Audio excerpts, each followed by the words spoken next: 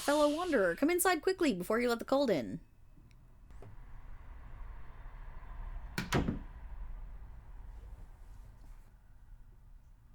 Good, another second and you would have blown the fire out. Gods, you're practically frozen. Lucky you came here when you did, otherwise...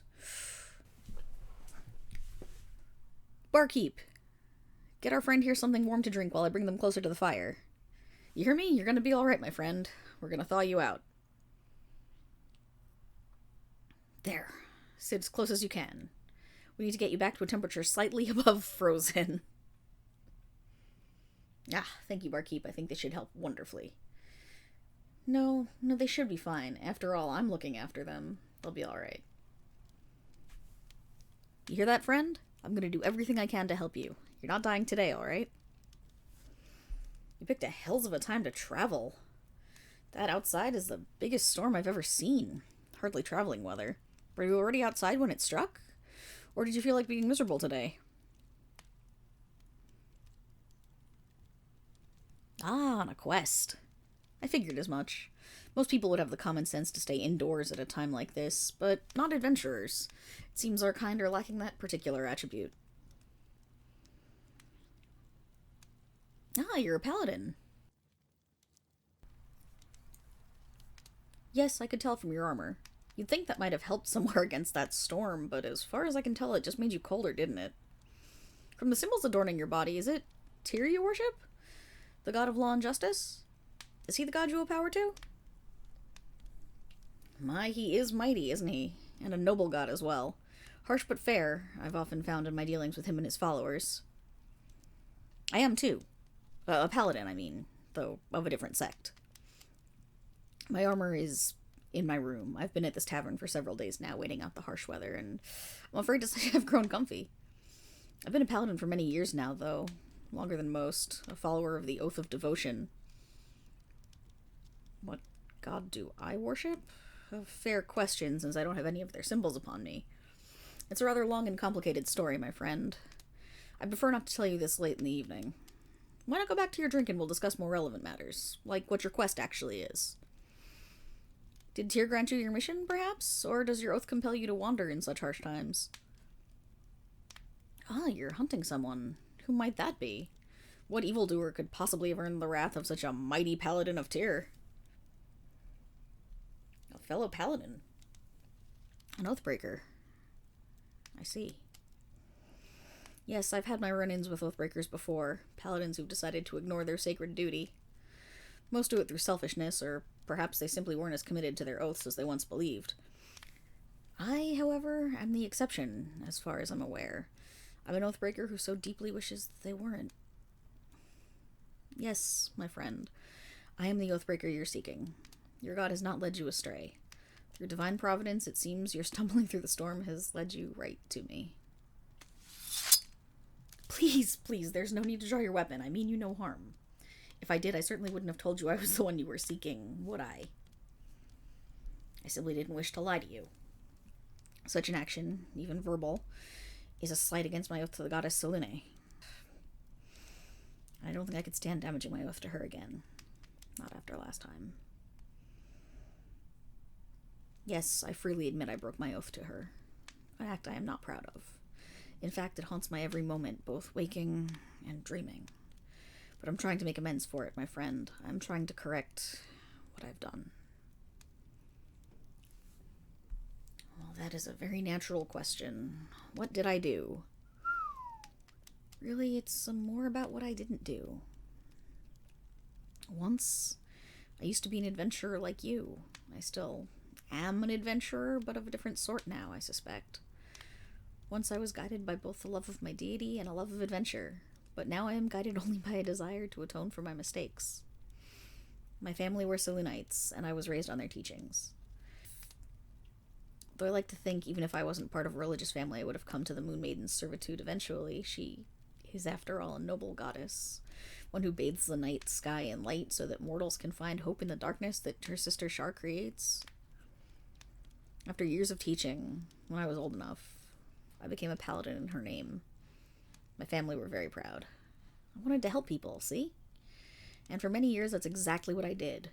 I would roam the world, getting into adventures, fighting evil, righting wrongs, and all at the Moon Maiden's behest. On occasion, she would guide me. On occasion, she would reward me, and I was happy every single day. Until it all ended. I heard word a series of murders in a small town I was passing by, somewhere along the Sword Coast. I had no doubt the culprits were vampires, even without the Moon Maiden's words telling me so. I'd fought many in my time, and the murders were brutal enough to match what I'd seen. Guided by my experience and aided by a local cleric, we tracked the creatures to their den in a dark cave and found we were swiftly outnumbered. Even with our powers and the blessings of our gods, our defeat was uncertain. My cleric friend, his name forgotten to me, it was so long ago, he fell swiftly, ripped apart by the very victims of the murders we'd been solving. I, however, was more accustomed to battle, though I knew a loss when I saw it. The creatures leapt and lunged and slashed at me. I did my best to stand my ground, even slew some of them, but eventually I fell, near death and waiting for the end to come. But it never did. Wish it had. I wish they'd killed me that day in the cave. Perhaps if they had, I could have died with my head held high like my cleric friend did, knowing at least that I'd been doing the right thing. But I didn't. Instead, the leader of the creatures, a loth-sworn drow, that vile goddess, looked me in the eyes and bewitched me. They took my will, took my mind into their hands, and set me loose against the very town I'd been trying to protect. It was all a blur. But I remember much blood, much carnage. The screams, I remember those too. I hear them every night, in fact. Aided by the loth-sworn vampires' horde, those villagers never stood a chance. Though in truth, even alone I could have bested them. They were, after all, defenseless.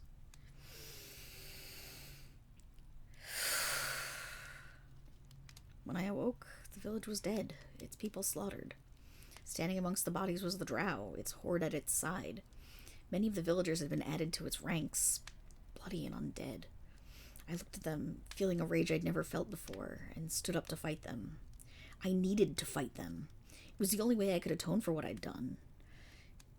If I could kill them, or perhaps just die in combat, it might have redeemed me. But unfortunately, neither happened.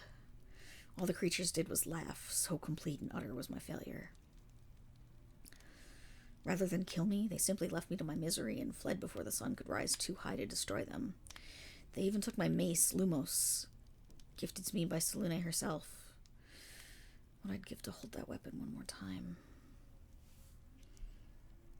Having failed in such a way, having been made to slaughter innocents, I had broken my oath 100 times, one for each of the innocents who died. So, sitting in the remains of that town, I became an Oathbreaker.